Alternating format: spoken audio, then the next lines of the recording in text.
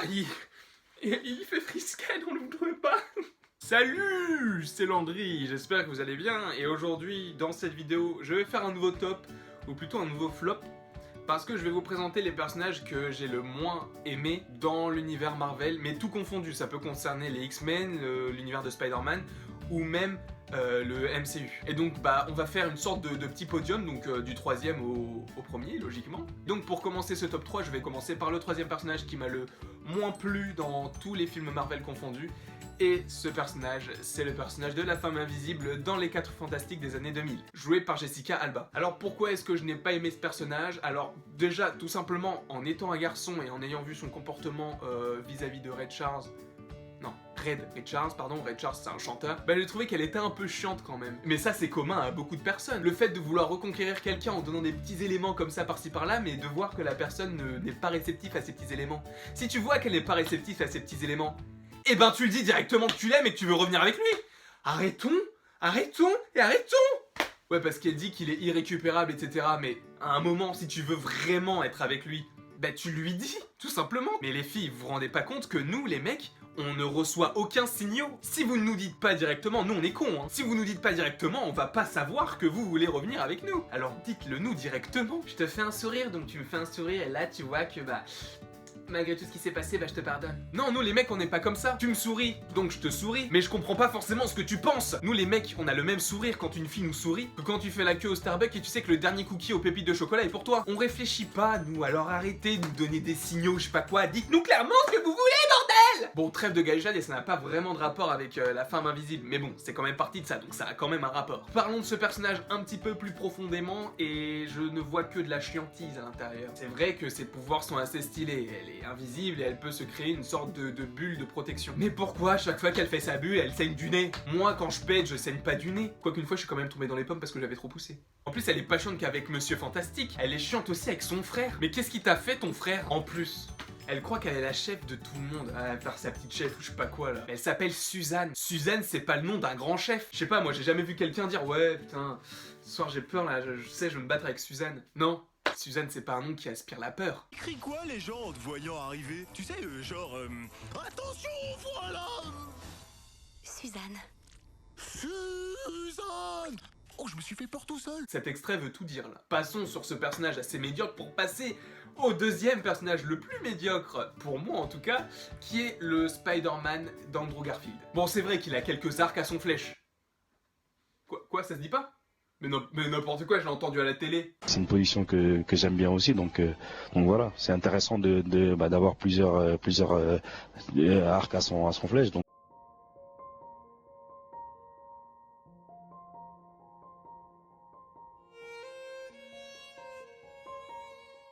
Tiens, fuck. Bref, il a plusieurs atouts à faire valoir. Par exemple, le fait que la toile ne sorte pas directement de sa peau, comme ça a pu l'être avec Tobey Maguire, mais plutôt que ce soit lui qui conçoit la toile. En plus, il est un petit peu plus drôle et un petit peu plus ressemblant à ce qu'est Spider-Man dans les comics par rapport à ce qu'est Tobey Maguire dans les films. Donc ce sont des points qui peuvent jouer en sa faveur. Et honnêtement, The Amazing Spider-Man, j'avais bien aimé le personnage dans le film. Mais dans le 2... Mon dieu, mais j'ai jamais vu, je crois c'est l'un des pires films de l'histoire de Marvel. Peut-être qu'il y en a eu d'autres des plus pourris, mais lui, alors là... c'est chaud quand même. L'acteur, je trouve qu'il colle pas avec le personnage de Spider-Man parce que l'acteur, à l'époque, il avait quoi, 26, 27, 28 ans. Je veux bien qu'il paraisse un petit peu plus jeune que son âge, mais pour jouer un mec de 15 ans, c'est mieux d'avoir un mec de 15 ans. Et vraiment, dans les deux films, j'ai trouvé qu'il servait à rien, enfin, ça faisait avancer absolument rien du tout. Son histoire avec Gwen Stacy, non mais... oh là là... The Amazing Spider-Man 2, c'est même pas un film de super-héros, c'est une histoire d'amour. Et je pense que ça s'est ressenti dans les recettes, parce que aujourd'hui Spider-Man il est dans le Marvel Cinematic Universe, avec un autre acteur en plus. Donc vraiment c'est un des personnages qui m'a c'était décevant. J'attendais beaucoup de ce personnage dans ces deux films parce que je m'étais dit ah c'est un reboot donc il va y avoir d'autres trucs plus intéressants, d'autres méchants et tout. C'est vrai il y a eu d'autres méchants, mais bon là...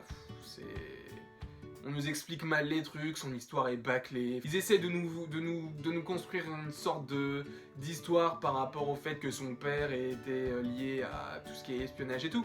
Ce qui se rapproche des comics parce que je crois que les parents de Peter Parker ils faisaient partie du SHIELD. Mais Vraiment, c'est pas... Je pense qu'ils n'auraient pas dû faire The Amazing Spider-Man et directement vendre à Marvel, parce que là, ils ont perdu énormément d'argent, Sony, avec ces deux films. Même si, c'est vrai qu'ils ont pas vendu tous les droits de Spider-Man. C'est vrai que je crois que dans Venom, il pourrait y avoir une apparition de Spider-Man, donc de Tom Holland. Honnêtement, j'y crois pas trop. Je sais pas ce que vous en pensez, mais moi, j'y crois pas trop à ça. Si je devais faire un classement, ce serait Tobey Maguire, Tom Holland et Andrew Garfield. Et passons au personnage que j'ai le moins aimé dans tous les films Marvel confondus. Vous allez peut-être me trouver un peu dur avec ce personnage-là, mais...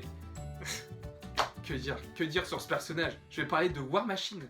War Machine, c'est le personnage que je déteste le plus dans le Marvel Cinematic Universe et dans tous les Marvel confondus. Je suis peut-être méchant, peut-être qu'il y a d'autres personnages qui peuvent mériter cette première place à sa place, mais non, faut arrêter à un moment, faut arrêter. Pour moi, c'est juste un larbin. Pour moi, c'est juste une sorte de pâle copie minable d'Iron Man. Je sais, les mots sont forts, mais clairement, si Iron Man c'est le Paris Saint-Germain, War Machine c'est le Paris FC. Après, j'ai rien contre le Paris FC, hein, mais c'est pas la même chose. C'est là ce qui m'a vraiment déçu dans le personnage, c'est son rôle dans Captain America Civil War. Il répète exactement ce que Tony dit lorsqu'il y a l'affrontement verbal entre pratiquement tous les Avengers avec le colonel Ross. En plus, le moment où il tombe, il a 100 mètres de hauteur dans une armure dans laquelle il ne peut pas sortir et il arrive comme une flèche sur le sol. En plus, il est dans une armure en métal et il ressort.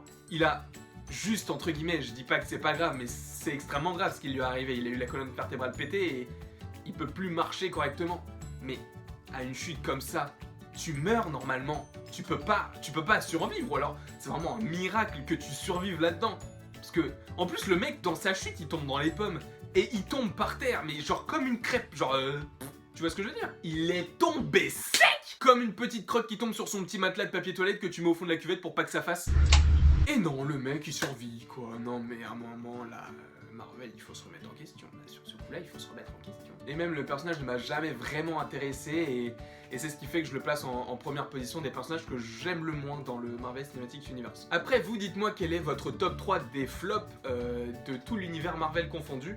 Ça me ferait plaisir de voir quels a été vos personnages, ou plutôt les personnages que vous n'avez pas du tout appréciés. Et donc bah n'hésitez pas à aimer, partager, commenter, abonnez-vous. N'hésitez pas à vous abonner, on est bientôt 600, c'est énorme, vous imaginez pas à quel point, genre il y a un mois j'étais à 300, là, enfin bref, n'en parlons plus. Et donc bah je vous dis donc à la prochaine pour la prochaine, et encore bah merci de me suivre et